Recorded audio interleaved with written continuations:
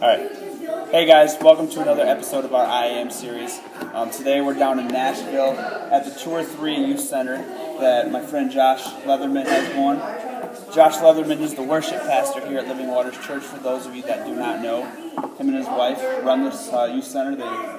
How long have you guys been having this youth center going on? I had the youth center going for 4 years to 5 years now. Looking at going on our 5th year.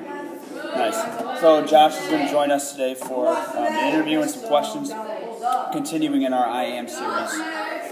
We're going to read in John 11, verses 25 and 26 today. So Josh, go ahead and read first. John 11, 25 and 26 says, Jesus said to her, I am the resurrection and the life. The one who believes in me will live, even though they die. And whoever lives by believing in me will never die.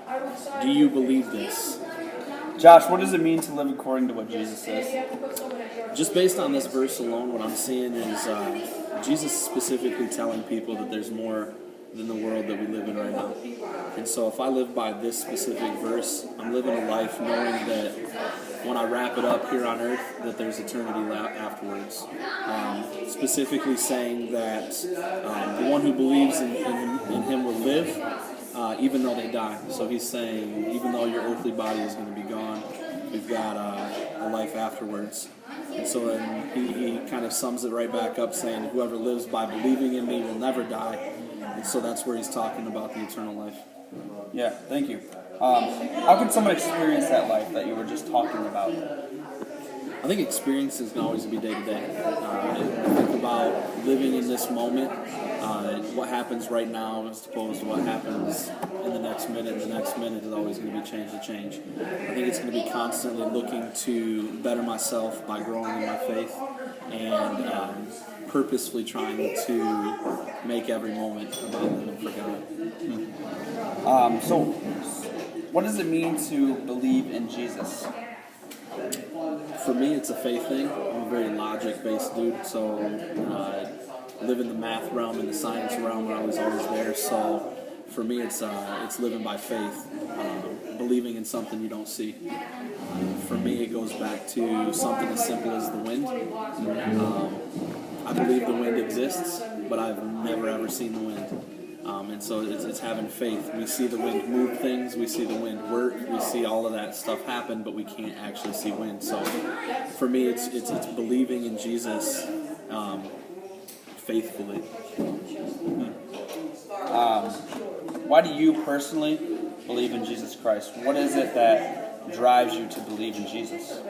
Again, coming from the science approach, for me, I've tried to make it all work out and prove that Jesus isn't real, or I've gone through my life living for me, and I'm just constantly coming back to Him as being the one true thing that I can actually believe, the one absolute that's definite. And I've had a lot of help through that walk with friends that have doctorates and actually have studied ancient Egypt, ancient Israel, and they have really cool stuff that lines up with, like the walls of Jericho, pictures of where it actually collapsed and how it was immediate and all that happened at the same time using like nowadays scientific approach. So it helps. So I guess what application would you take away from the story? Because I'm huge on application. I believe if we can read the story, we can store up a bunch of knowledge in our minds and stuff like that, but if we're not actually applying it to our lives, what good is it? So what application do you take away from the story?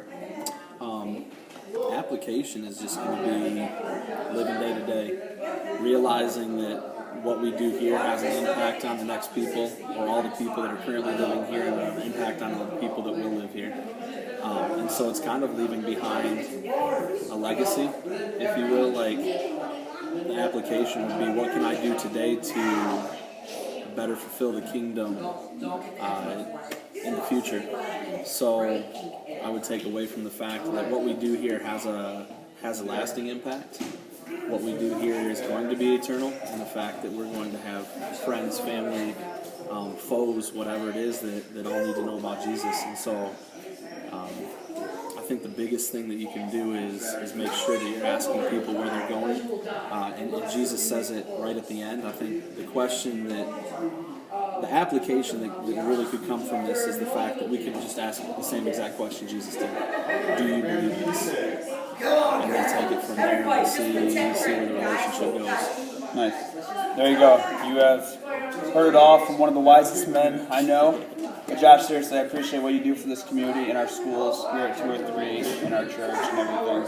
So thanks for coming and hanging out with me today. Take care.